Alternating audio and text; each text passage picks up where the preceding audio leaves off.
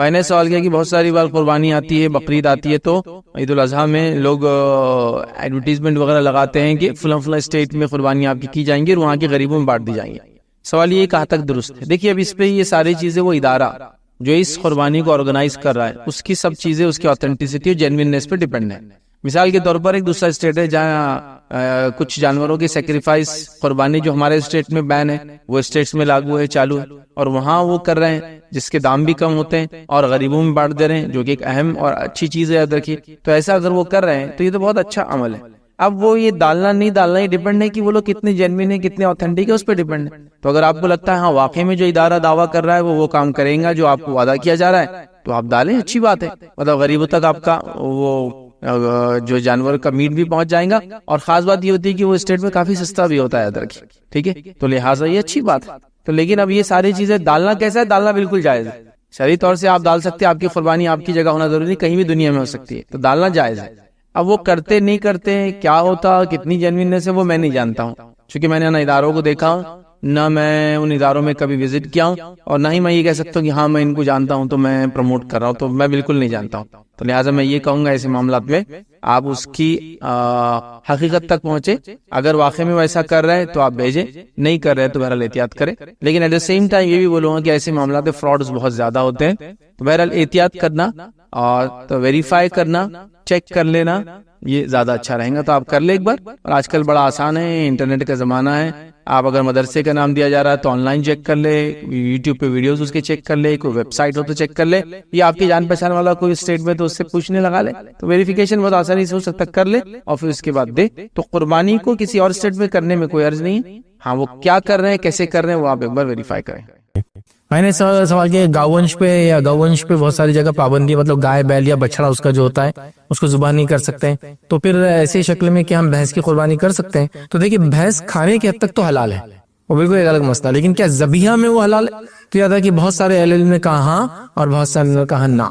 میں نے آلریڈی اس کے اوپر ایک وہ کیا ہے لیکچر، ایک کلپ ہے اچھا خاصا بڑا، زکوٰۃ کے مسئلے میں نے وہ کہا تھا کہ قربانی میں میری رائے ہے کہ جہاں اجازت ہی نہیں ہے کسی جانور کے ذبح کرنے کی تو وہ لوگ کر لے، جیسا نہ گائے نہ بیل نہ بھیڑ نہ بکرا نہ بکری، کچھ ہی اجازت نہیں ہے، لیکن بھینس کی اجازت ہے، بہرحال وہ لوگ بھینس ہی کر دے، پھر وہ ایک الگ بات ہے۔ لیکن عام حالت میں کہوں گا اس کی قربانی نہ دی جائے اگر کی۔ تو کوئی کہیں گا پھر زکوٰۃ میں کیوں اس کو شامل کیا جا سکتا ہے؟ زکوٰۃ میں اس کو احتیاطاً شامل کیا جاتا ہے اگر اس کی جنس سے رہا تو، لیکن یہ بات ہم کہہ سکتے ہیں اور یہ بات جینیٹیکلی یا سائنٹیفکلی آج کہی جا سکتی ہے کہ بھینس گائے کی جنس سے نہیں ہے، جیسا کچھ جانوروں کے جنس سے ہوتے ہیں، اسی جینیٹیکل چین سے ہوتے ہیں، جس کے نتیجے میں اس کی سب سے پہلے دلیل کی وہ اسی جینیٹیکل چین سے ہوتے ہیں، وہ یہ ہے کہ ان کے اندر کراس بریڈنگ بھی ہوتی ہے، تو ان کی چین ہوتی ہے، جیسا کتا اور بھیڑیے میں کراس بریڈنگ ہوتی ہے تو یہ ایک ہو گئے جینیٹیکلی، مطلب ایک دوسرے کے ساتھ ملنے سے بچے پیدا ہوتے ہیں ان کو۔ گدھا اور گھوڑے کی کراس بریڈنگ ہوتی ہے، اس سے کیا پیدا ہوتا ہے؟ خچر پیدا ہوتا ہے، خچر پھر اولاد نہیں دے سکتا، یاد رکھیے اس سے بچے نہیں پیدا ہوتے، یعنی کراس بریڈنگ سے ہوتا ہے، تو مطلب یہ ایک جنس ہوگا، جینیٹیکلی سیم لینے، مطلب یہ چین ہوگی ان کی، کراس بریڈنگ ہوتی ہے۔ اسی طرح ٹائیگر اور لائن کی بھی کراس بریڈنگ ہوتی ہے، اس سے بھی ایک عجیب مخلوق پیدا ہوتی ہے، لائجر بولتے ہیں اس کو، ٹھیک ہے، تو وہ بہت ہی بڑے ہوتے ہیں سائز میں، یاد رکھ، تو یہ کراس ہوتی ہے، تو یہ ایک ہو گیا اب جینیٹیکلی۔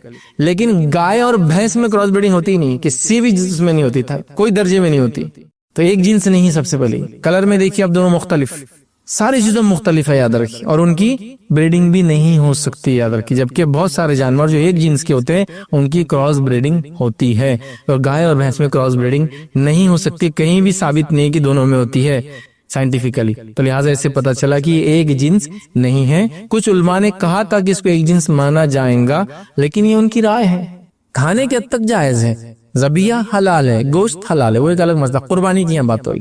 تو بہرحال میری اگر رائے لے سائنٹیفک ان بیسس پہ اور وغیرہ پہ، تو میں پہلے سے ہی کہتا ہوں کہ نہ کرے تو بہتر ہے۔ جن علاقوں میں اجازت نہیں ہے اور وہ اللہ کے لیے کچھ کرنا ہی چاہ رہے تو وہ کر دے، ایک الگ بات ہے، لیکن عام اعتبار سے اس کو نہ کیا جائے۔ لیکن اگر آپ پوچھے فتاوے، تو فتاوے بہت بڑے بڑے کبار علماء کے موجود ہیں جنہوں نے کہا جائز ہے، جیسا کہ ہندوستان کے اندر سلمان امرتسری رحمہ اللہ، ان کا فتویٰ ہے کہ جائز ہے قربانی کے لیے۔ تو بہرحال میں اتنے بڑے علماء کا اور ان کی جو اکیڈمک سٹڈیز ہے اور ان کا جو لیول ہے میں اس کو ڈینائی نہیں کرتا ہوں، میرے اپنے مشورے کے حد تک میں کہہ رہا ہوں کہ چونکہ اب ثابت نہیں، سائنٹیفکلی بھی ثابت نہیں ہے، پھر زکوٰۃ میں کیوں دیا جاتا تھا؟ احتیاطاً دیا جاتا تھا، قربانی میں کیوں نہ کیا جائے؟ احتیاطاً نہ کیا جائے، دینے میں چونکہ زکات کا معاملہ سخت ہے نا، فرض ہے وہ، تو احتیاطاً دے دی جائے، زکات کے معاملے میں کاؤنٹ کیا جائے، لیکن قربانی میں کاؤنٹ نہ کیا جائے، احتیاطاً، وہ بھی احتیاط دی، چونکہ وہ مشکوک چیز ہے یاد رکھیں، تو لہٰذا بہرحال نہ کیا جائے۔ میں تو یہ کہوں گا ہمارے علاقوں میں جہاں مجبوری ہے ایک الگ بات ہے۔ سکتی ایک جانور میں کئی حصوں میں ایسا کسی شخص کا آ جانا جو کہ حرام کمائی کرتا ہے تو کیا قربانی درست ہوں گی؟ تو دیکھیے کئی جانور، ایک جانور میں کئی حصے ہوتے ہیں، ایسا کوئی انسان آ رہا ہے جو حرام کماتا ہے، یاد رکھیے اس کے آ جانے سے آپ کی قربانی پہ کوئی فرق نہیں پڑتا، کیونکہ سب کے الگ الگ حصے ہیں، لیکن ایسے آدمی کو اوائڈ کرنا اچھی بات، لیکن کبھی کبھار اوائڈ کرنا ناممکن ہوگا، جیسے کہ آپ کو معلوم ہی نہیں کتنے لوگ ہیں، ایک آدمی میں ہوں تھرڈ پارٹی، اور میں بول رہا ہوں 7 حصے میں جانور ہے، 7 حصے ڈال رہا ہوں، تو اب نہ میں ایک ایک کو پہچانتا ہوں نہ آپ ایک ایک کو پہچانتے ہیں، تو آپ کو کسی کو معلوم نہیں، اس سے کوئی فرق تو نہیں پڑتا، لیکن اگر آپ کو معلوم ہے کہ فلاں آدمی حرام کماتا ہے تو احتیاط کرنا چاہیے کہ اس کو بولے کہ آپ اس ہمارے حصوں میں مت ڈالیں۔ اس کے کئی فائدوں میں ایک فائدہ یہ کہ اس کو پتا چلے گا حرام کماتا ہے اور ہم لوگ ناپسند کرتے ہیں، بٹ اس کے آنے سے آپ کے حصے پہ کوئی فرق نہیں پڑتا، جو قربانی سب کی الگ الگ ہے، 7 حصے الگ الگ ہیں، وہ اپنے حصے میں سے لیں گا، آپ اپنے حصے میں، معلوم ہوتے ہوئے احتیاط کرنا اچھی بات ہے، کبھی کبھار آپ احتیاط چاہتے ہوئے نہیں کر سکتے، کیسے؟ ایک آدھ بہت دھارکاری رہتا ہو، اس کو تو آپ منہ پہ بول بھی نہیں سکتے تو حرام کما رہا ہے، تو حرام کما رہا بولے تو محلے سے آپ کو نکل جانا پڑتا ہے، آپ خاموش ہے، تو آپ کے حصے پہ کوئی فرض سے نہیں پڑتا، لیکن بول سکتے ہیں، رکا سکتے ہیں تو اچھی بات ہے، لیکن کوئی ضروری نہیں ہے، تو لہٰذا آپ کے حصے جانوروں میں ایک آدمی نے حصہ ڈالا جو کہ حرام کماتا تھا، انشاءاللہ اس سے آپ کی قربانی پہ کوئی فرق نہیں پڑے گا۔ وغیرہ سنیں 8 اور آخری پوائنٹ آج ہم دیکھیں گے جو قربانی میں نہیں کرنا چاہیے کام، وہ یاد رکھیے، صرف خود مت کھائیے یار، دوسروں کو بھی حصے دار بنائیے اپنے کھانے میں۔ کچھ علاقوں میں آپ خود کھا سکتے ہیں، پورا کھا سکتے ہیں، کون سے علاقے ہیں جن علاقوں میں آلریڈی لینے والا کوئی ہے نہیں، جیسے مثال کے طور پہ ٹھیک ہے آپ ایسے علاقے میں جہاں سعودی میں ہے، اور سعودی میں ایسے علاقے میں جو آپ کے اطراف میں سب سعودی ہیں، ٹھیک ہے، آپ کے اطراف میں غریب انڈین، پاکستانی، بنگلہ دیشی، فلاں افریقن ہوتے تو ان کو بھی آپ دے سکتے ہیں، کس کو دیں گے آپ بتاؤ؟ پھر جاؤ ڈھونڈو گھومو پھر دینا، ایسا ہے وہ، ٹھیک ہے جذبہ ہے تو کرنے والے کے لیے سب کچھ ہے، وہ ایک الگ ہی چیز ہے، لیکن کیا بولیں گے اس کو، 4 آنے کا سالن اور 1 روپے کی اس کو پہنچانے کی کاسٹ لگ جائیں گی، یہ ہوتا ہے۔ بہرحال کچھ جگہ کیا ہوتا ہے لوگ نہیں کھا پاتے ہیں، چھوڑ دیتے ہیں، آپ گلف کنٹریز میں جائیں گے جانور کو ذبح کرتے اور کھالے سڑک پہ لاکے ڈال دیتے ہیں، کوئی لینے والا نہیں، کھال کو یاد رکھیے، کون جمع کرے گا، کون لائے گا، کون استعمال کرے گا، ان کو ضرورت ہی نہیں اس کی۔ کئی جگہ تو جانور کو بھی ذبح کر کے چھوڑ دیتے ہیں، کوئی لینا چاہے تو لے سکتا ہے، قربانی کرنا اصل چیز تھی لیکن اب کوئی کھانے والا نہیں، کیا کریں گا، ایسا ہوتا تو ایک الگ چیز، لیکن میں ہمارے علاقوں کے اعتبار سے بات کر رہا ہوں، انڈیا، پاکستان، بنگلہ دیش وغیرہ۔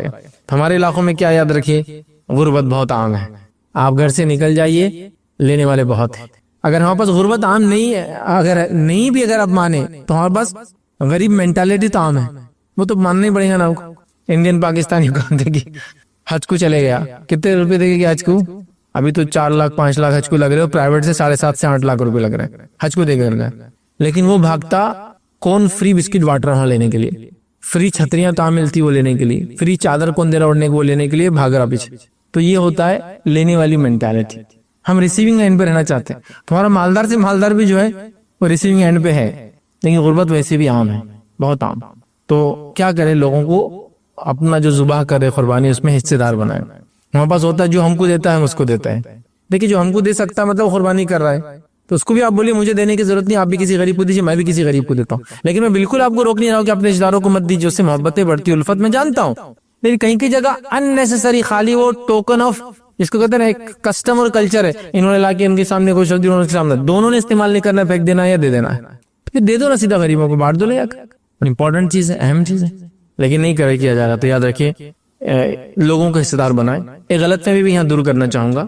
غلط فہمی کیا ہے، جانور کے اندر 3 حصے ہونا ہے، اور بہت شدت سے یہ ماننے آتا ہے ہمارے علاقوں کے اندر، ایک حصہ خود کھانا، ایک حصہ رشتہ داروں کا، اور ایک حصہ غریبوں کا۔ کہیں بھی حدیث کے اندر یہ 3 حصے موجود نہیں ہیں، کہیں بھی نہیں، حدیث میں جو الفاظ ہے کیا، کلو کھاؤ، ودخرو اور اٹھا کے رکھو اگر رکھنا ہے تو، تصدقو اور صدقہ کرو، بس 2 ہی حصے ٹوٹل، کھاؤ اور رکھو اور صدقہ کرو، آج کی سینس میں کھاؤ اور فریج میں رکھو اور صدقہ کرو، ابھی ذخیرہ وہیں کرتے ہیں نا، پہلے جانے سکھاتے تھے، نمک ڈالتے تھے، اور وہ الگ الگ پروسیس تھے، وہ نہیں کرتے ہم لوگ، تو یہ کر سکتے آپ۔ اب وہ ایک حصہ بانٹنے والا غریب رشتہ داروں کو، ایک حصہ غریبوں کو، ایک حصہ خود کا، اب اس کو اتنا سختی سے واپس مانا جاتا ہے، گھر میں کو کھانے والا نہیں پھر بھی وہ ایک حصہ کھانا ہی ہے، 3 حصے کر کے، بھیجے کے 3 حصے، پائے کے 3 حصے، پائے کے 3 حصے کرے، کس کو کیا ملنے والا ہے کہ اتنی نلی کیا فائدہ ہونا، نہیں 3 حصے ضرور، اور کمپلسریلی کھاتے اس کو۔ دیکھو اللہ نے دیا ہے پورا صدقہ کر دو.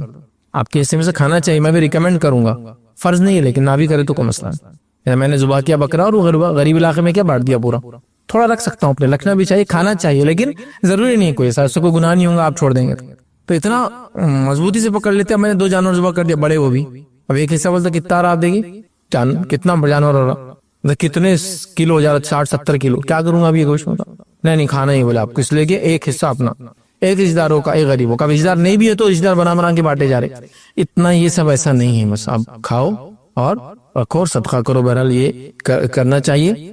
تو بہرحال 3 حصے والا کانسیپٹ نہیں ہے, کھانا, رکھنا اور بانٹنا ہے. بانٹنے میں آپ صدقہ کیجیے, رشتہ داروں کو دیجیے, وہ کامن ہے, یاد رکھیے, ٹھیک ہے. لیکن خود پورا اٹھا کے رکھ لینا, ہمارے ماحول کے اندر پورا خود کھا جانا ڈی فریزر میں ڈال کے, یہ بھی درست نہیں ہے. اور کچھ علاقوں میں تو ڈی فریزر کی بھی لوگوں کی ضرورت نہیں ہے, قربانی کرتے ہیں بڑے کی, پورا کا پورا گوشت اسٹاک کر دیتے ہیں. اور وانا وہ کب تک چلاتے ہیں, آنے والے سال تک, 1 سال چلاتے ہیں. ہمارے اگر بنگالی بھائی سے ملیں گے کوئی آپ تو بتا دیں گے اس کا طریقہ کیا رہتا ہے. 1 سال قربانی کا گوشت کیسے حفاظت رکھا تھا, بغیر فریج کے, یہ بات یاد رکھیے. نمک کے اندر ڈال کر ریورس آسموسس جو پروسیس رہتا ہے جس سے چیزوں کو محفوظ کر دیا جاتا, وہ طریقے سے کرتے ہیں. نمک کا لیپ لگا کے اس کو سکھا دیتے ہیں, جس کی وجہ سے اب وہ خراب نہیں ہوتا, کسی بیکٹیریا پیدا ہونے کے چانس ہی نہیں رہتے اس کے اندر. چمڑی وغیرہ ہوتی ہے کہ آپ نمک لگاتے, اسی لگاتے, چیزیں سڑتی نہیں, وہ لگا کے رکھ دیتے, جیسے ممی فرائی کرتے تھے ایجپشنس, وہ طریقہ ہے, وہ رکھ دیتے, پورا اسٹاک رہتا ان کے پاس, اور بہت فضیلت والا رہتا نا. میں ایک بار ایک پروگرام کے لے گیا تو بولے مولوی صاحب قربانی کا گوشت کھائیں گے کیا آپ؟ قربانی کا تو گوشت رہتا, ذبیحہ کو میں قربانی بول رہا ہوں. ارے بقرعید کا گوشت بولے, ابھی بقرعید سے 7-8 مہینے کی بات ہے. میں بولا کہاں سے رکھی ہوں گے, کتنا برا حال ہوگا ڈی فریزر میں اس کا. نہیں مٹکے میں, بولے ڈی فریزر میں نہیں رہتا بولے, اور واقعی میں ایک دم ایسا تازہ گوشت رہتا, ویسی ٹیسٹ تھا اس کا. بہرحال ٹھیک ہے, آپ اسٹاک کرنے میں وہ ٹیکنالوجی یوز کیجیے, الگ بات ہے, لیکن میں کہہ رہا ہوں پورا جانور ہی اٹھا کے رکھ دے رہے, سال بھر کھا رہے آپ, یہ طریقہ نہیں. لوگوں میں بانٹو, اپنی خوشیوں میں لوگوں کو شامل کرو, غریبوں کو دو. قربانی کا میسج تو قربانی ہی دینا ہے نا, قربان کرنا سمجھتے نا, کچھ نہ کچھ سیکریفائس ہے. تو لوگوں کو حصے دار بناؤ, یاد رکھیے. تو غریبوں کو دو, رشتہ داروں کو دو, پڑوسیوں کو دو, ایون وہ ہمارے نان مسلم بھائی جو یہ کھاتے ہیں ان کو بھی آپ دو. اس کی کوئی ممانعت نہیں, یاد رکھو, کوئی ممانعت نہیں. شرن آپ قربانی گوشت نان مسلم کو دے سکتے ہیں, اگر وہ لے سکتے ہیں تو. میں یہ بات خاص بول رہا ہوں, تو آپ نے سن لیا بس, میں نے بولے دو, لے آ کے دے دیا, کچھ نیا کانڈ ہو گیا, پھر وہ نہیں بول رہا میں. وہ کھاتے ہیں تو آپ دو, وہ کھاتے ہیں آپ دیتے ہیں, لیکن علاقہ محفوظ نہیں ہے تو بھی مت دو, مت جاؤ وہاں. لیکن ساری چیز سیفٹی کے ساتھ ہو سکتی تو آپ کرو, اگر وہ کھاتے ہیں تو یاد رکھو, ٹھیک ہے. کسی کے حصہ نہ ملنے پہ برا مت مانو. ہاں بس کڑیا کل آیا نہیں اب تک, تو کسی کے حصہ نہ آنے پہ برا مت مانو, ٹھیک ہے. اور جو آپ کو گوشت دے اس کو حصہ مت دو, جو نہ بھی دے اس کو دو, یاد رکھو. اور خاص طور سے غریب, مسکین, محتاج, معذور, ان کو دینے کی بہرحال کوشش کرو, جن کو ویسے مل نہیں رہا ہے, بیچارے کیا بولیں گے, نادر ہے یا غریب ہے, مسکین ہے, مجبور ہے, بہرحال ان تک دینے کی بہرحال کوشش کرو. ایام تشریق کو جو ایام مینا بھی کہا جاتا ہے, اس لیے کہ حاجی جب مینا میں جو ہے رکتا ہے, وقوف کرتا ہے, وہاں ٹھہرا رہتا ہے, اس لیے بھی کہتے ہیں.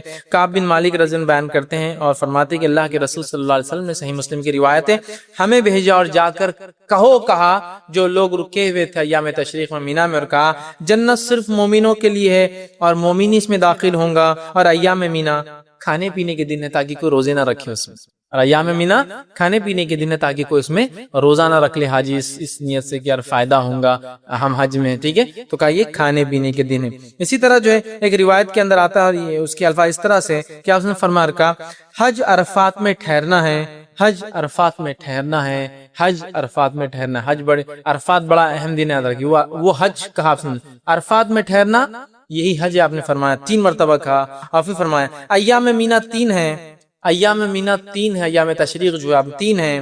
جو کوئی جلدی کرے اور مینا سے 2 دن میں چلا جائے تو اس پر کوئی گناہ نہیں. پھر فرمایا اور جو تاخیر سے جائے اس پر بھی کوئی گناہ نہیں, اور جس نے وقوف عرفات کو سورج طلوع ہونے سے پہلے پا لیا تو گویا اس نے حج کو پا لیا. تو یہاں دیکھیں ایام تشریق کو الگ بتایا جا رہا ہے, ایام مینا.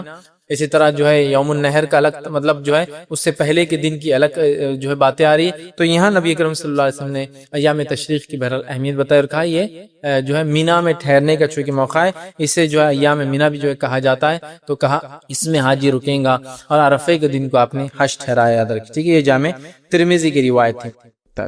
کسی نے ایک سوال کیا, سر شیطان تو ایک ہی ہے, تو حج میں 3 پلرز کیوں ہیں؟ مطلب 3 جو پلرز ہے. دیکھیے سب سے پہلی چیز وہ حج کے جو 3 پلر ہے وہ شیطان نہیں ہے, نہ شیطان کے لیے ہے, ٹھیک ہے.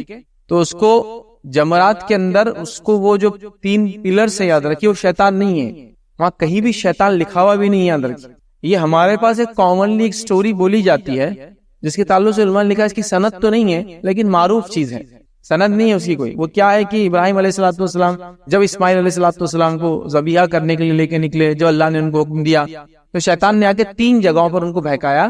ایسی روایتیں اس کی کوئی سند نہیں ہے, لیکن کچھ علماء نے لکھا کہ ماننے میں بھی کوئی حرج نہیں, ایسا ہوا ہوگا, لیکن سند نہیں ہے. تو جب ابراہیم علیہ السلام نے اسماعیل علیہ السلام کو حکم دیا کہ اس کو پتھر مارو, انہوں نے مارا اور وہ وہاں سے چلا گیا. علماء لکھتے ہیں یہ جو 3 پلر ہے یہ شیطان نہیں ہے ایکچولی. یہاں 3 پلر پر اصل مقصود اللہ کا ذکر ہے, نہ کہ شیطان کو مارنا ہے.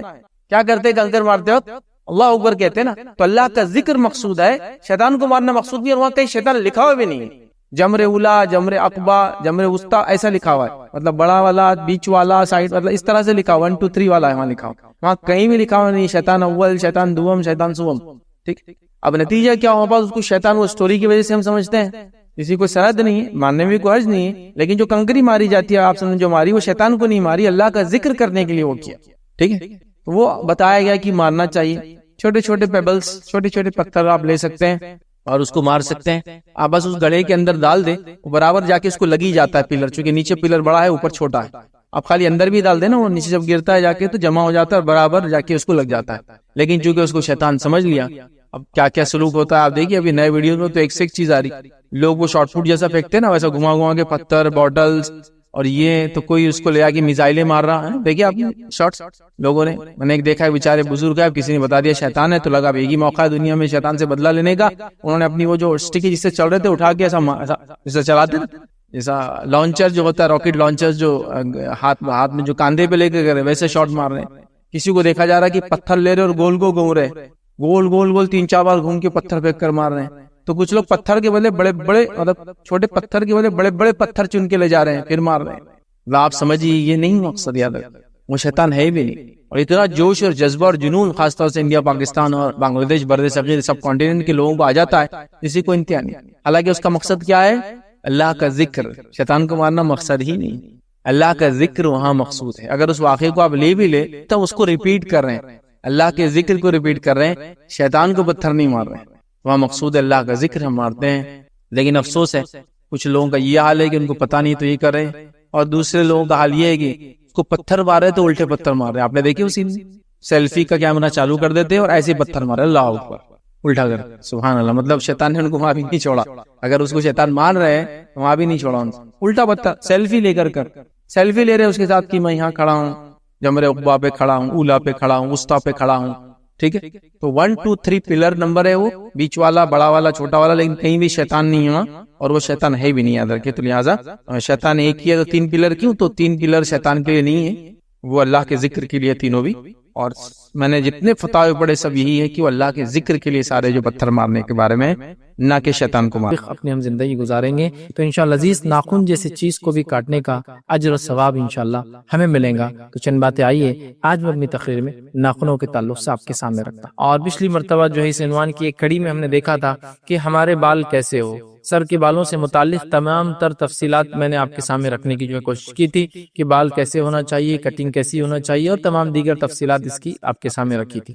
اور مقصد یہی تھا کہ اگر ہم بال سب کو ہوتے ہیں, لوگ بال کٹاتے ہیں, اگر اس میں سنت کا پہلو اگر سامنے ہو تو انشاءاللہ عزیز بال رکھنے کا بھی اجر اور ثواب انسان کو ملے گا. اسی طرح آج جو چند باتیں آپ کے سامنے رکھوں گا یہ بھی اسی سے متعلق ہوں گی. آج جو چند باتیں ہم دیکھیں گے انشاءاللہ عزیز اس میں سے ایک ہوگا کہ ناخن کس طرح سے کاٹے جائیں, ٹھیک ہے. یہ وہ زندگی کے روزمرہ کے اعمال ہیں جو اگر ہم اس کو بھی سنت کے مطابق کر لیں تو عمل کا عمل, کام کا کام, اجر کا اجر, ثواب کا ثواب, ٹھیک ہے. اور جیسا کہ ہم جانتے ہیں کہ کسی مباح عمل پہ نیت درست ہو جائے تو عمل اجر و ثواب دیتا ہے, اسی طرح کسی عمل کو سنت کے مطابق ڈھال دیا جائے وہ بھی اجر و ثواب کا باعث بن جاتا ہے. تو لہٰذا انشاءاللہ عزیز آج آپ کے سامنے میں چند باتیں جو رکھنے کی کوشش کروں گا, جس میں کڑی میں پہلی چیز ہوں گی کہ ہم دیکھیں گے ہمارے ناخن کیسے ہو, ان کو ہم کیسے تراشے, کب تراشے, اس کی کیا آخری مدت ہے. چونکہ ہم دیکھتے ہیں زندگی کے تمام معاملوں میں ہم لوگوں نے ایک بڑی افسوسناک بات ہے کہ نبی اکرم صلی اللہ علیہ وسلم کو جس کو اسوہ اور نمونہ آئیڈیل بنا کر یا ہیرو جس کو کہیں گے، جس کو دیکھ کر لوگ چلتے ہیں، وہ ہمیں دیا گیا. اور اللہ رب العزت نے قرآن فرمایا لقد کان لکم فی رسول اللہ اسوۃ الحسنہ، کہ تمہارے لیے اے لوگوں، اے مسلمانوں، نبی اکرم صلی اللہ علیہ وسلم سب سے بہترین اسوہ اور سب سے بہترین نمونہ ہے. لیکن اس کے باوجود بھی ہم پتہ نہیں کن کن لوگوں کی نخالی بولتے ہیں نا، جس کو بولیں گے آئیڈیل بنا کر ان جیسا ہونے کی ہم کوشش کرتے ہیں، جبکہ ہمارے لیے آئیڈیل اور نمونہ اگر کوئی ہے، ہیرو اگر کوئی ہے، انسپریشن کوئی ہے کہ جس کو دیکھ کر ہمیں زندگی گزارنا اور عمل کرنا ہے، وہ ہے نبی اکرم صلی اللہ علیہ وسلم. تو آئیے ناخن کے تعلق سے چند باتیں رکھتا ہوں. ناخن تمام لوگوں کو ہوتے ہیں. یہ مسئلہ ناخن کا بالوں جیسا بھی نہیں کہ کچھ کو ہوتے اور کچھ کو نہیں ہوتے. بالوں کا مسئلہ ہوتا ہے، کسی کو سر پر بال نہیں ہوتے، داڑھی پر بال نہیں آتے، منہ چھپ بال نہیں آتے، چہرے پر بال نہیں آتے. لیکن ناخن تو عموماً بہت ہی ریئرسٹ آف ریئر کیس میں کسی کو ناخن نہیں ہوتے ہوں گے. تو ناخن تو عموماً سب کو ہوتے ہیں. اس کے تعلق سے بھی اگر آداب اور دیکھ لے کہ نبی اکرم صلی اللہ علیہ وسلم کیا کرتے تھے، تو ہمارا ناخن کا کاٹنا بھی اجر و ثواب کا باعث بن جائیں گے. یہ بات کیوں کہہ رہا ہوں کہ کچھ لوگ ناخن کاٹتے نہیں، ان کے ناخن خود بخود ٹوٹ کر جھڑ جاتے ہیں. مطلب اتنا بڑھاتے ہیں کہ وہ خود لگ کے ٹوٹتے جاتے ہیں، نکال کے پھینک دیتے ہیں، جبکہ آپ صلی اللہ علیہ وسلم سنت کاٹنا ہے. سمجھ رہا؟ اس لیے بات رکھ رہا ہوں. ناخن کو ہمیں کاٹنا چاہیے. یہ نہیں کہ آپ اس کو اتنا بڑھائیں کہ آٹومیٹک وہ ٹوٹنا شروع ہو جائے، یا یہ بھی نہیں کہ ناخنوں کو آپ چھوڑ دیں مکمل طور سے. کچھ لوگ بہت زیادہ بڑا کر دیتے ہیں. ناخنوں کو ہمیں کاٹنا چاہیے. کاٹنے کے تعلق سے یاد رکھیے جو آپ سے ان کے تعلق سے آتا ہے، صحیح بخاری کی روایت ہے. ابو ہریرہ رضی اللہ عنہ اس کے راوی فرماتے اور کہتے ہیں کہ نبی اکرم صلی اللہ علیہ وسلم کو یہ فرماتے ہوئے سنا ہے کہ 5 باتیں انسان کی فطرت سے ہیں. 5 چیزیں 5 things ہیومن نیچر سے، انسانی فطرت سے. پھر فرماتے ہیں ختنہ کا کرنا انسانی فطرت. دوسرا فرماتے ہیں زیر ناف کے بال صاف کرنا. ٹھیک ہے، زیر ناف کے بال صاف کرنا یہ انسان کی فطرت ہے. یاد رکھیے فطرت. زیر ناف مطلب پیوبک ریجن جس کو کہتے ہیں، ناف کے نیچے کا جو حصہ ہوتا ہے شرمگاہ کے آس پاس کا. زیر ناف کے بال کترنا یہ بھی جو فطرت ہے. تیسرا فرماتے ہیں آپ صلی اللہ علیہ وسلم مونچھوں کا کترنا، یہ فطرت کا حصہ. یاد رکھیے کہ اپنی مونچھوں کا انسان تراشے اور رسو کترے. چوتھا آپ نے فرمایا ناخن کا کاٹنا، ناخنوں کا کاٹنا یہ انسانی فطرت ہیومن نیچر سے ہے. اور 5واں آپ نے فرمایا بغل کے بال کو صاف کرنا، بغل کے بالوں کو جو ہے انڈر آرمز جو ہیئرز آتے ہیں اس کو نکالنا. یہ 5 چیزیں فطرت میں. اس میں چوتھی بات جو بیان کی وہ ہے ناخنوں کا کاٹنا. تو ناخن کا کاٹنا یاد رکھیے انسانی فطرت کا حصہ ہے، یہ ہیومن نیچر ہے. ٹھیک ہے، تو لہٰذا ہمیں ناخن کو کاٹنا چاہیے. یہ بڑی افسوس کی بات ہے کہ ہم دیکھتے ہیں کہ ناخن جو بہت ساری بیماریوں کی وجہ بھی ہوتی ہے، اگر ان کو برابر کاٹا، چھاٹا یا تراشا یا صاف نہ کیا جائے تو یہ بہت ساری بیماریوں کا باعث بنتے. پتہ ہے آپ کو، آپ کام کرتے ہیں بہت ساری بار اور غلاظت اور میل ناخنوں میں اٹک جاتا ہے. کچھ لوگوں کو دیکھا گیا کہ اپنے ناخنوں کو اللہ رحم کرے پتہ نہیں کتنے مہینے بڑھا دیتے ہیں اور ناخن نہیں لگتے. یہ ناخن وائٹ لگتا ہے اور یہاں سے کالا ناخن شروع ہوتا تھا، میل بھر کر وہ پورا بلیک رہتا ہے. ٹھیک، پھر کبھی کوئی موقع، محل، شخصیت یا انسپیکشن ہو تو جلدی وہیں توڑ کے پھینک دیتے لوگ. ارے اب چیکنگ ہو رہی ہے تو اب کیا کرنا. ٹھیک ہے، یا پھر جب کوئی کہتا ہے کہ کتنے غلیظ آدمی ہو، اتنے ناخنوں کو بڑھا لیا، گندا اور میل بھر لیا، تو تب پھر احساس آ رہا ہے ناخن واقعی میں گندے، ہمیں کاٹنا چاہیے. اور یہ بہت ساری بیماریوں کی وجہ یاد رکھیے ناخنوں کے اندر جو غلاظت جمع ہوتی ہے. لہٰذا ہمیں اس معاملے میں سترک رہنا چاہیے، محتاط رہنا چاہیے کہ ناخنوں کا کاٹنا فطرت سے ہے اور یہ پارٹ آف ہیومن نیچر ہے، انسانی فطرت کا حصہ ہے. جو ایسا نہیں کرتا ہے وہ غیر فطری عمل کر رہا ہے، ان نیچرل ایکٹ کر رہا ہے. یاد رکھیے جو ناخنوں کو نہیں کاٹتا ان کو بڑا کر لیتا ہے شیطانوں کی طرح. یاد رکھیے. ٹھیک ہے، تو لہٰذا ناخنوں کو کاٹنا یہ انسانی فطرت سے ہے. اب ان کو کب کاٹنا ہے؟ تو آئیے صحابہ سے جو عمل ملتا ہے وہ یہ روایت جو ہے شرح سنہ کے اندر آپ کو ملیں گی. عبداللہ بن عمر رضی اللہ عنہ ہر جمعہ اپنے ناخنوں کو تراشا کرتے، ہاتھ کے اور پیر کے. یاد رکھیں. تو آپ کوشش کریں کہ ہر جمعہ آپ بھی ناخنوں کو تراشا کریں. مطلب اگر ناخن تراشنا اگر کوئی اچھا وقت ہے تو وہ وقت کون سا ہے؟ جمعہ کے دن. تو لہٰذا ہمیں کوشش کرنی چاہیے کہ کچھ نہ ہو سکے تو جمعہ کو کم از کم. مطلب یہ ایسا نہیں ہے کہ جمعہ کو ہی کرنا ہے، لیکن جمعہ کے دن چونکہ انسان غسل لیتا ہے، غسل سے پہلے اگر صفائی کر لے تو بہت خیر، بہت اچھے کی بات ہے. ٹھیک ہے، لیکن اگر نہ ہو سکے تو جب ضرورت پڑے جیسے مثال کے طور پر کسی انسان کے ناخن 2 ہفتے میں بڑے ہوتے ہیں، مطلب 1 ہفتے میں اتنے تھوڑے بڑے ہوتے ہیں کہ اس کو کاٹنا مطلب وہ ایک درد سری ہوتی، اتنا در کاٹو، اس لیے کہ ایکسٹرا کٹنے کا چانسز بڑھ جاتے ہیں. پھر وہ تکلیف اور بے چینی اور انگار ہوتی ہے نا، جلن ہوتی ہے. تو وہ 2 ہفتے میں کاٹے، لیکن کوشش یہ کرے کہ جمعہ کو فکس کر لے یہ جمعہ یا نیکسٹ فرائیڈے یا اس کے بعد کا فرائیڈے، لیکن یہ ضروری نہیں ہے، ورنہ ایسا ہوا کہ ضرورت تو ہے آج کاٹنے کی، جمعہ چلا گیا تو آپ بول رہے ہیں اگلی جمعہ ہی کاٹوں گا، یہ ایسا نہیں ہے۔ لیکن ایک پوائنٹ ایسا ہے جہاں عبداللہ بن عمر رضی اللہ عنہ اپنے ناخن کاٹا کرتے، مونچھیں تراشا کرتے، اور وہ دن تھا جمعے کا دن۔ تو ہم بھی کوشش کریں کہ جمعے کے دن عموماً بہت سارے لوگ چھٹی لیتے ہیں یا چھٹی ہوتی ہے، اور خاص طور سے اورنگ آباد شہر میں تو جمعہ کے دن الیکٹریسٹی مینٹیننس ڈے ہوتا ہے، جس کی وجہ سے اکثر کمپنیاں بند ہوتی ہے، تو کمپنی والے بھی چھٹی پر ہوتے ہیں، اکثر لوگ بھی اپنی دکانیں وغیرہ بند رکھتے ہیں۔ گلف وغیرہ میں تو فرائیڈے اور سیٹرڈے تو ویکینڈ مانا جاتا ہے، چھٹی ہے، آخر 2 دن تک یاد رکھیے۔ تو لہٰذا بہت آسان ہے، جمعہ کے دن آپ اٹھے، غسل سے پہلے آپ جو ہے ناخن کو اپنے تراش لے، لیکن یہ کوئی ضروری نہیں ہے، جب ضرورت پڑے آپ کاٹ سکتے ہیں، ہفتے کے اندر کاٹ لیجئے، جمعہ کو کاٹیے، جمعہ سے اگلے 2 جمعہ بعد کاٹیے، مطلب 15 ڈیز میں 1 ٹائم کاٹیے۔ لیکن اگر جمعہ کو آپ معمول بنا لیتے اچھا عمل ہے، صحابہ اس دن کاٹتے تھے۔ ٹھیک ہے، آئیے آگے بڑھتے ہیں۔ اسی طرح ایک اور روایت آتی ہے جس کے اندر یہ الفاظ آتے ہیں، ایک صحابی فرماتے ہیں کہ ان کے چچا نبی اکرم صلی اللہ علیہ وسلم کے زمانے میں ہر جمعہ اپنے ناخنوں کو کاٹتے اور مونچھوں کو تراشتے۔ یہ بھی شرح سنہ کی روایت ہے، ٹھیک ہے۔ اسی طرح ناخنوں کے میکسیمم بڑھانے کے لمٹ کیا ہے، مطلب کتنا ہم بڑھا سکتے ہیں، ٹھیک ہے۔ ناخنوں کی تو کاٹنے کی بات ہوگی، کاٹنا چاہیے، فطرت ہے، اچھا عمل ہے۔ کوئی جمعہ کے دن کاٹے، جمعہ نہ ہو سکے تو بہرحال جب بھی آپ چاہے کاٹے، کوئی مسئلہ نہیں۔ اب رہا مسئلہ میکسیمم لمٹ کیا ہے ناخنوں کی کاٹنے، کتنے دن ہم بڑھا سکتے ہیں، کتنا ہم بڑھا سکتے ہیں اور کب کاٹے۔ تو یاد رکھیں ناخنوں کی بڑھانے کی میکسیمم لمٹ 40 ڈیز ہے۔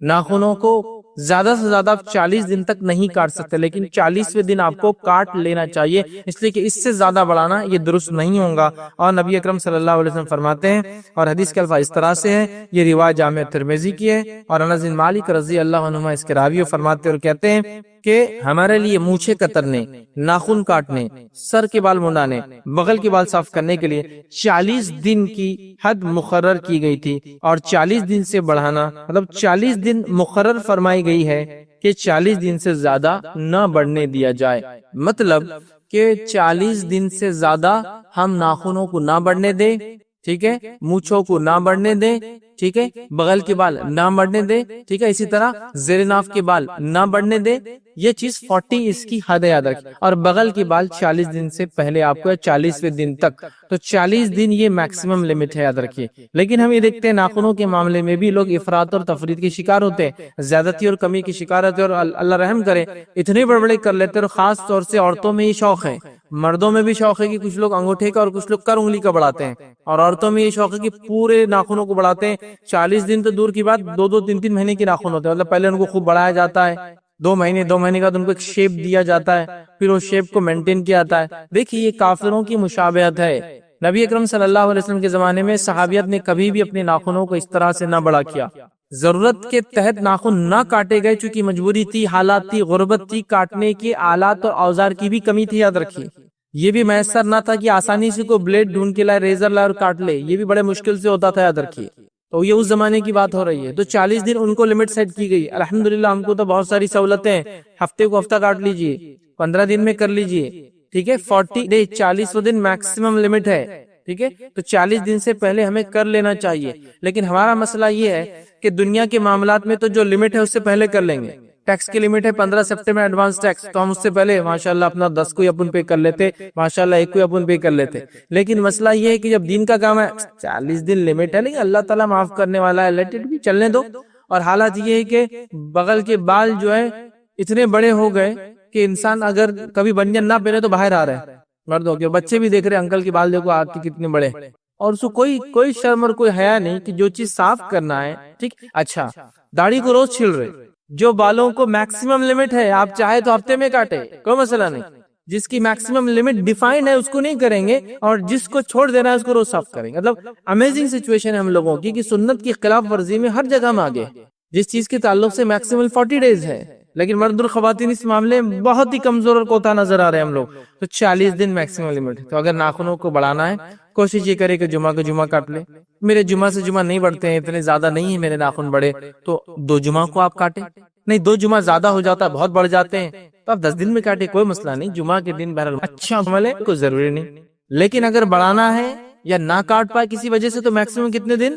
40 دن۔ 40 دن کے اندر تو آپ کو کاٹ لینا ہے۔ اب لیکن ایک سوال بہت سے لوگ پوچھتے ہیں، اگر 40 دن تک میں ناخن نہ کاٹوں تو کیا میری نماز کا کوئی مسئلہ ہے؟ دیکھیں نماز ایک الگ عبادت ہے اور اس کا معاملہ پاکیزگی اور طہارت سے، یاد رکھیں ناخنوں کا صاف صفائی سے اس کا تعلق ہے، لہٰذا اس کا نماز سے تعلق نہیں، ٹھیک ہے؟ تو اس کے نہیں کاٹنے سے نماز میں انشاءاللہ آپ کی کوئی فرق نہیں آئے گا، لیکن آپ ایک غیر فطری عمل کر رہے ہیں۔ نبی اکرم صلی اللہ علیہ وسلم نے 40 دن سے زیادہ بڑھانے کو منع کیا ہے، ٹھیک ہے؟ تو لہٰذا ہم کوشش کریں گے مرد اور خواتین اپنے ناخنوں کو 40 دن کے اندر کاٹیں۔ جمعے سے جمعہ سب سے بہترین میقات اور لمٹ ہے، مطلب اس کو بولیں گے جمعہ اور جمعہ ایوری 7 ڈے آپ جو ہے کاٹتے جائیں، یہ بہت اچھی چیز ہے۔ نہ ہو سکے تو 40 ڈیز مطلب آپ دوسرے جمعہ کاٹے، ضرورت پڑنے پر اس کے بیچ میں اور کبھی بھی آپ کر سکتے، لیکن 40 دن کے اندر ہونا چاہیے۔ تو یہ بات تھی ناخن۔ ایک غلط فہمی جو پائی جاتی ہے ناخنوں کے کاٹنے کے تعلق سے وہ یہ ہے کہ کچھ لوگ یہ بیان کرتے ہیں کہ ناخنوں کو ایسا کاٹنا چاہیے، بولتے دعا کے لیے ہاتھ جیسا باندھتے ہیں، اس کے بعد وہ کہتے ہیں کہ پہلے یہ انگلی کا کاٹنا چاہیے، مطلب سیدھے ہاتھ کی انڈیکس فنگر، ٹھیک ہے، ٹھیک ہے، شہادت کی انگلی جس کو بولیں گے عام زبان میں، پھر اس کے بعد مڈل فنگر بیچ کی انگلی، پھر رنگ فنگر، پھر ٹھیک ہے یہ والی انگلی، اس کے بعد لٹل فنگر چھوٹی والی انگلی، پھر اس کے بعد یہ چھوٹی، پھر اس طرح سے انگوٹھا، اور آخر میں وہ کہتے ہیں سیدھے ہاتھ کے انگوٹھے کا کاٹنا چاہیے، لیکن یہ نبی اکرم صلی اللہ علیہ وسلم سے عمل ثابت نہیں ہے، ٹھیک ہے؟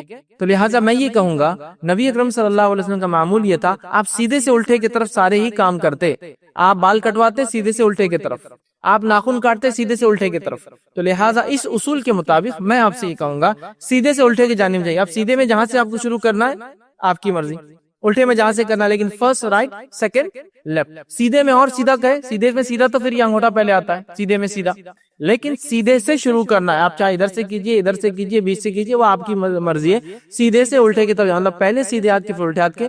سیم معاملہ پیروں کے ناخن کو، پہلے سیدھے پیر کے اور پھر الٹے پیر کے۔ اب سیدھے پیر میں آپ کو کہاں سے چالو کرنا آپ کی مرضی، الٹے پیر میں آپ کو کہاں سے چالو کرنا آپ کی مرضی، لیکن شروعات سیدھے پیر سے الٹے پیر کی طرف ہوں گی، سمجھے آپ بات کو؟ تو لہٰذا ناخن کاٹنے کا طریقہ یہ کہ پہلے سیدھے ہاتھ کے پھر الٹے ہاتھ کے، اسی طرح پیروں میں پہلے سیدھے پیر کے پھر الٹے پیر کے۔ اس میں آپ کہاں سے شروع کریں گے اس کے تعلق سے کوئی صحیح روایت نہیں ملتی کہ اس انگلی سے کہاں سے، یا پیر میں اگر ہو تو کیا چھوٹی انگلی سے، چونکہ پیر میں چھوٹی انگلی پہلے آتی ہے، ہاتھ میں انگوٹھا پہلے آتا ہے، ٹھیک ہے؟ تو کیسا کرے اس تعلق سے کوئی روایت نہیں ملتی، لہٰذا سیدھے سے الٹے کا اصول یاد رکھیے، رائٹ کے فرسٹ دین لیفٹ۔ اب رائٹ میں آپ کو جو بہتر لگے، جو سہولت ہو، جو آسان ہو، آپ اس کو کر سکتے ہیں یا کرنا چاہیے، ٹھیک ہے؟ تو ناخنوں کو صاف کرنا یہ صحابہ کا عمل ہے، اور اس کی میکسیمم لیمٹ 40 ڈیز کی دیے، ہمیں کوشش کرنا چاہیے 40 دن کے اندر ہمارے ناخنوں کو ہم کاٹ لے، یاد رکھیے، ٹھیک ہے؟ تو یہ چند اہم باتیں تھیں جو میں نے مناسب سمجھی آپ لوگوں کے سامنے رکھوں، تاکہ ہم لوگ یہ عمل بھی اگر سنت کے مطابق کریں تو یہ عمل بھی انشاءاللہ ہمارے لیے ثواب دینے والا عمل ہو سکتا ہے انشاءاللہ عزیز۔ میں اپنی بات کو اسی بھی ختم کروں گا۔ اللہ تعالیٰ سے دعا ہے کہ اللہ سبحانہ تعالیٰ ہم تمام کو سنتوں پر عمل کرنا ہمارے لیے آسان کرے، ہم تمام کو توفیق دے کہ ہر سنت کو اپنے زندگی میں ہم جو مکمل طور سے اپنائیں، جب تک ہمیں زندہ رکھے اسلام اور ایمان پر زندہ رکھے، خاتمہ ایمان پر ہو۔ وآخر دعوانا ان الحمد للہ رب العالمین، سبحان ربک رب العزۃ عما یصفون، وسلام علی المرسلین، والحمد للہ رب العالمین۔